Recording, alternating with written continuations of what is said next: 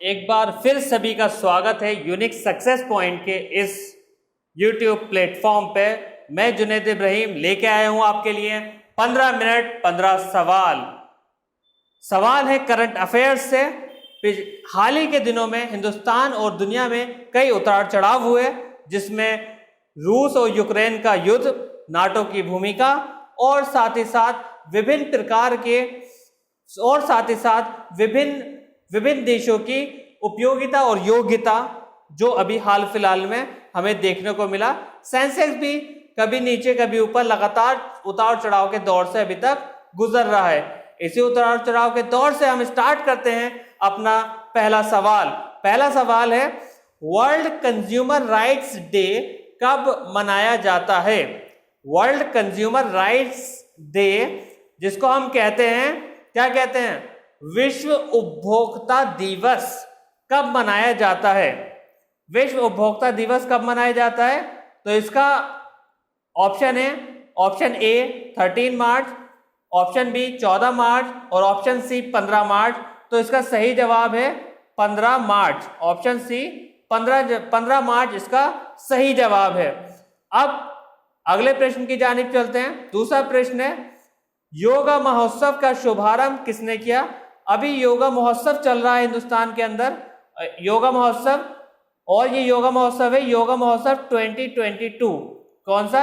योगा महोत्सव 2022 चल रहा है।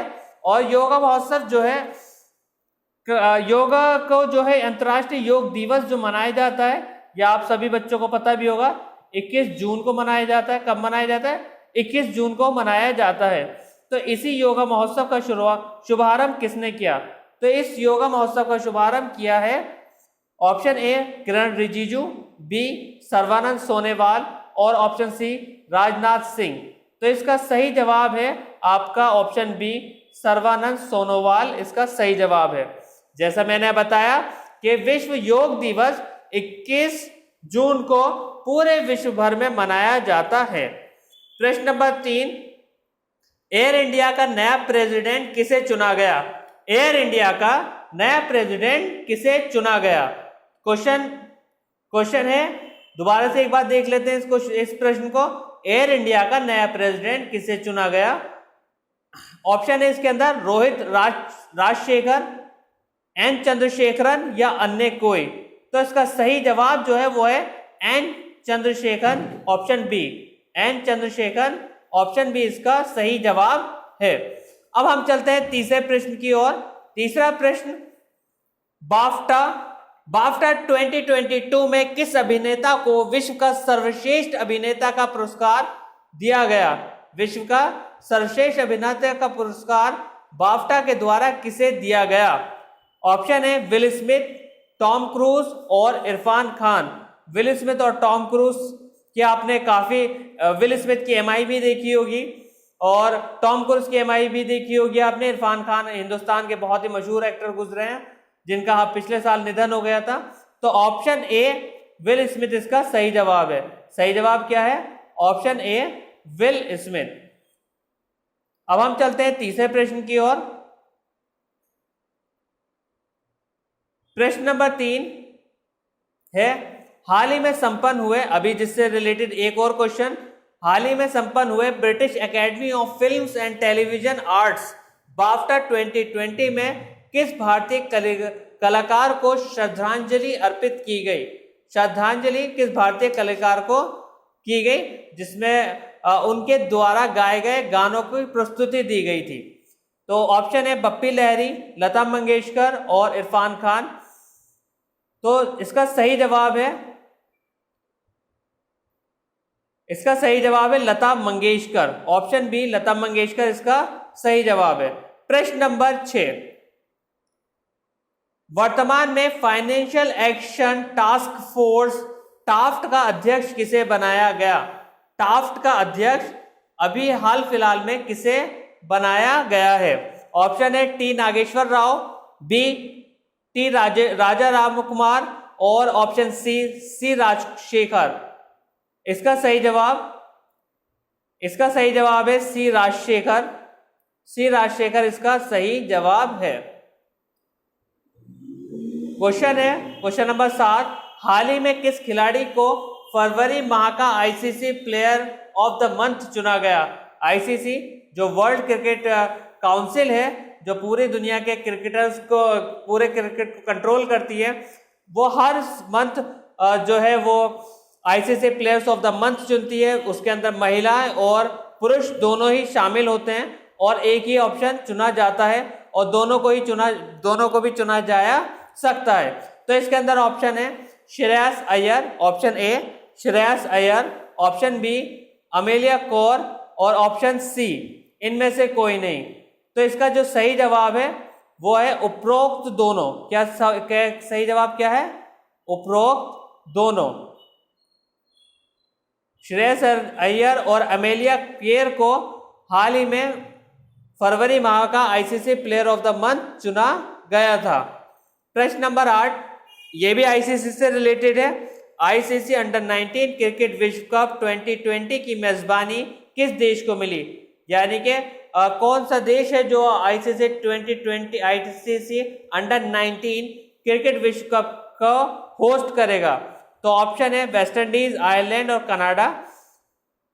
जिस देश के महानतम बल्लेबाज ब्रायन लारा गुजरे हैं, ये उसी देश को, वो ही देश इसको होस्ट करेगा। तो इसका ऑप्शन ए वेस्ट इंडीज इसका सही जवाब है। सही जवाब क्या है? ऑप्शन ए वेस्ट इंडीज। चलते हैं अगले प्रश्न की जानिब। प्रश्न नंबर 9, यह भी संबंधित है गत माह से। गत माह किस भारतीय सुर सम्राज्ञी का निधन हो गया, जिनके बारे में विभिन्न प्रकार के रिकॉर्ड थे? लिम्का वर्ल्ड रिकॉर्ड भी इनके नाम था।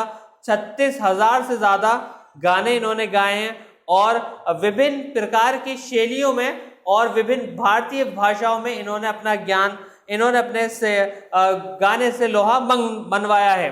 तो इसके अंदर ऑप्शन है आशा भोसले, लता मंगेशकर और बप्पी लहरी। आशा भोसले, लता मंगेशकर और बप्पी लहरी। तो इसका ऑप्शन है प्रश्न नंबर 9 लता मंगेशकर। लता मंगेशकर इसका सही जवाब है। और लता मंगेशकर जो है उनका पिछले महीने जो है ब्रिज कैंडी अस्पताल मुंबई में जो है एक बहुत लंबी बीमारी के बाद उनकी डेथ हो गई थी। प्रश्न नंबर 9, हाल ही में प्रदीप कुमार रावत ने किस देश में भारत के राजदूत के रूप में पदभार ग्रहण किया? हाल ही में प्रदीप कुमार रावत ने किस देश में भारत के राजदूत के रूप में पदभार ग्रहण किया?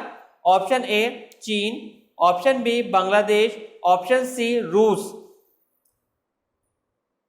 प्रश्न है, एक बार फिर सुन लीजिए। हाल ही में प्रदीप कुमार रावत ने किस देश में भारतीय राजदूत के रूप में अपना पदभार ग्रहण किया? चीन, बांग्लादेश और रूस। तो इसका सही जवाब है, क्या जवाब है इसका सही? हमारे पड़ोसी देश चीन। चीन इसका सही उत्तर है। अगला प्रश्न, प्रश्न नंबर 11, बहुत ज्यादा इसकी चर्चा रही है अभी पूरे पिछले महीने और इस महीने में भी लगातार ये चर्चाओं में बना हुआ है। ऑपरेशन गंगा। ऑपरेशन गंगा के तहत किस देश में भारतीय नागरिकों को सुरक्षित भारत लाया गया? ऑपरेशन गंगा के तहत किस देश से भारतीय नागरिकों को सुरक्षित भारत लाया गया? रूस, यूक्रेन या ईरान? तो आपको पता ही है इस वक्त विश्व भर में जो है जो लड़ाई जो चल रही है वो रूस और यूक्रेन के बीच में चल रही है। और हिंदुस्तान ने ऑपरेशन गंगा के तहत जो है यूक्रेन से अपने सभी नागरिकों को बाहर निकालने की जो मुहिम शुरू की थी उसका नाम ऑपरेशन गंगा था। इससे पहले भी भारत ने जो है कई देशों में अपने इस तरीके के ऑपरेशन चलाए हैं। लीबिया से 1.5 लाख लोगों को निकाला गया था। कुवैत से भी जब युद्ध हुआ था 1991 में, 1991 में, तब भी 1.5 दिन के अंदर, कहा ही जाता है 1.5 दिन या 3 दिन के अंदर 1.5 लाख से ज्यादा लोगों को इस देश में देश से वापस अपने सुरक्षित लाया गया था। तो इसका ऑप्शन है option B Ukraine. Operation Ganga किससे संबंधित है? यूक्रेन से आने वाले हमारे छात्र।